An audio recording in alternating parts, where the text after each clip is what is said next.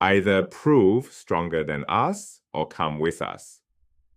This isn't a line from a hostage negotiation. It's spoken to Socrates, the most famous philosopher in Western history, on page 1 of the most important work of political philosophy ever written. Plato's Republic doesn't begin with an argument, it begins with a threat. That choice tells you everything about what the book is really about. To understand why this threat matters, we need to understand where Socrates is going and what going down means in Plato. The Republic opens with 3 words that carry enormous philosophical weight. Down I went to Piraeus. Piraeus was Athens' port district, a commercial hub, a democratic stronghold populated by merchants, foreigners, and common citizens. The realm of the demos, the common people, the root of our word, democracy. Socrates and his companion Glaucon traveled there to observe a festival as theoroi, spectators, the Greek root of our word theory, and they prayed, they watched, and then they turned to go back up. That word down is doing serious philosophical work. In Plato's metaphysics, ascent means movement toward truth, toward knowledge, toward what he calls the form of the good, the source of all reality. Descent means movement away from truth into the world of shadows, opinions, and political life. Socrates doesn't just walk to a port, he descends from the city of Athens, home of philosophy, into the democratic marketplace below. The Republic's most famous passage, the allegory of the cave, maps onto this same vertical axis. Plato plants that structure here on page 1. They don't make it. As Socrates and Glaucon turn to leave, a slave boy runs up and grabs Socrates by the cloak. "Wait for my master," he says. Then Polemarchus arrives, a wealthy young Athenian, with a group of men. The group delivers this line: "See how many of us there are. Either prove stronger than us or come with us." Socrates tries the only tool he has. "What if there's another option?" he says. "What if I could persuade you to let us go?" Then comes the line that changes everything. Polemarchus responds, "Could you persuade us if we don't listen?" Read that again. "Could you persuade us if we don't listen?" That single line contains the entire Republic. Here is what that exchange encodes. Polemarchus and his group have power, physical numbers, the ability to compel. They do not have knowledge. They have no interest in hearing a reasoned argument.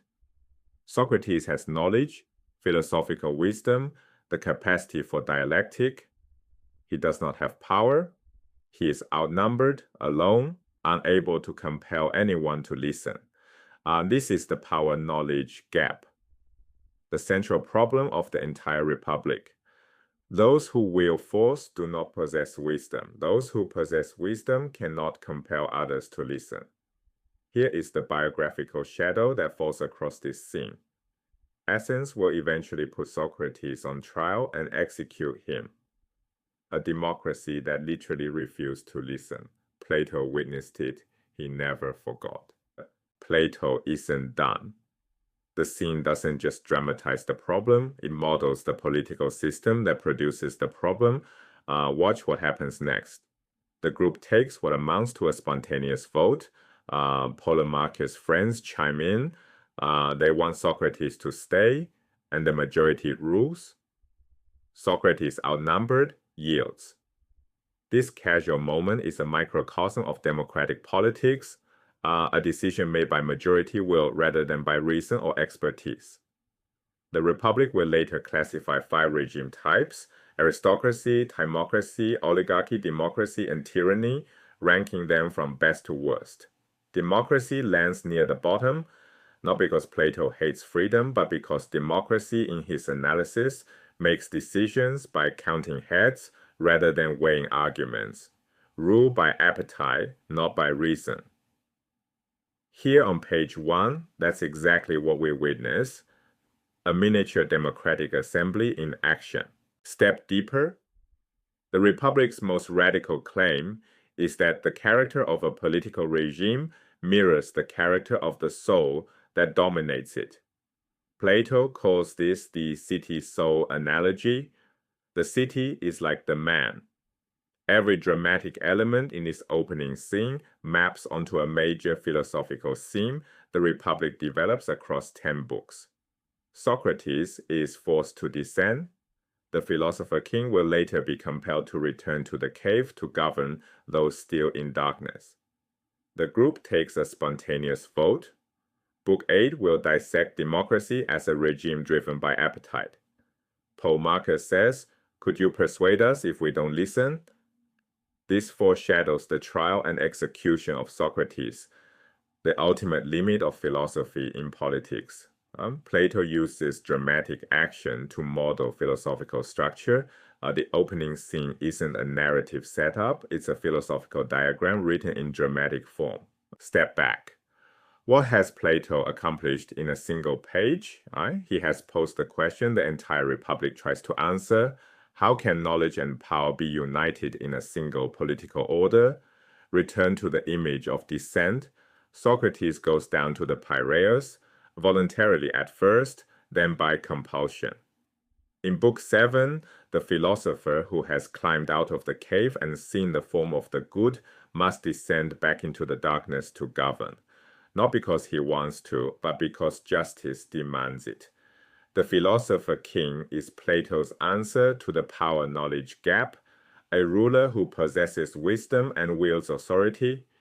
The opening scene is the proof that this question is urgent.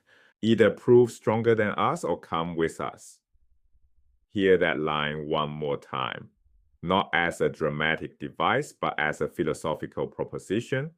It presents two options, strength or submission. Socrates proposes a third, persuasion, and is told it won't work. The Republic exists because none of those three options is sufficient. Justice cannot be founded on strength alone.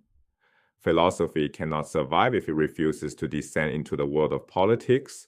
Persuasion fails when the audience refuses to listen. The Republic begins with a threat because that is the world philosophy must learn to navigate and transform. Every page that follows is Plato's attempt to show how.